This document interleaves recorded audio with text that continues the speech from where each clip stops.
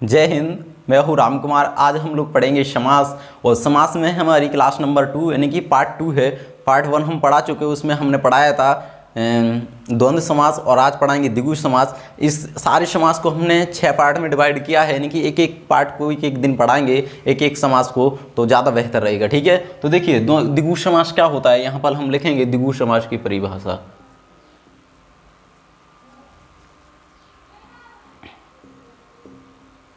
द्विगु समास की परिभाषा, या फिर इसका कहा जाता है अर्थ भी परिभाषा इसका होता है। इसमें लिखिए पहला, ऐसा लिखेंगे जिस समास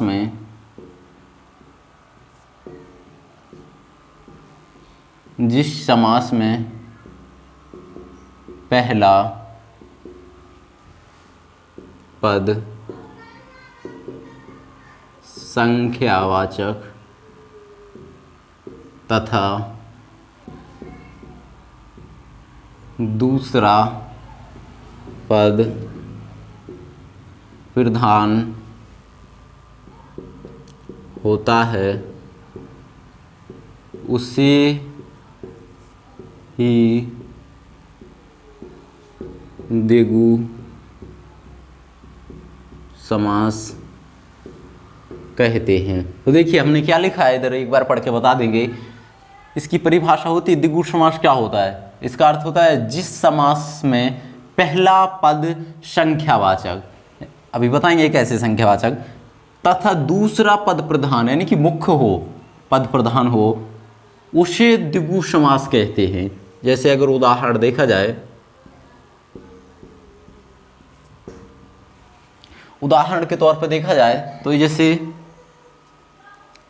त्रिभुज, और एक आता है देखिए चतुर्भुज। अब हम बताते हैं चतुर्भुज।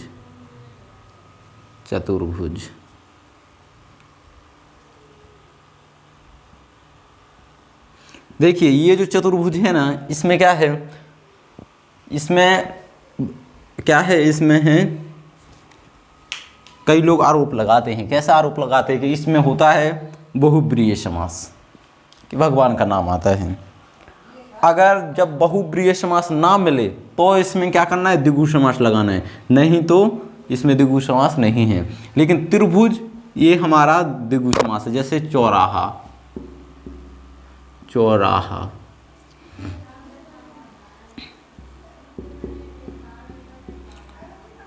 हाँ। अब देखिए इसका अगर हम विग्रह करें तो कैसे होगा, 4 राहों का समूह,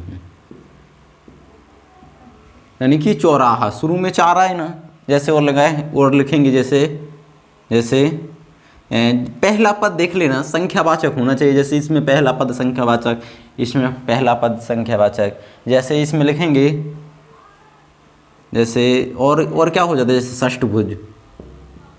षष्ठभुज। तो देखिए शुरू में क्या लगे, षष्ठ 6 7, तो ऐसे शुरू में संख्यावाचक दिख गए और पहला पद प्रधान हो। देखिए चौराहा संख्यावाचक हटा दें तो राहो का मतलब होता है रास्ता। तो देखिए यहाँ पर वो है, यानी कि क्या है, प्रधान है। जैसे यहाँ पर देखिए तिर हटा दें तो भुज यानी कि मान्य होता है, जैसे ये लिखा है ये है भुजा, तो इसका मतलब हो जाए भुजा। तो ये भी देखिए प्रधान है।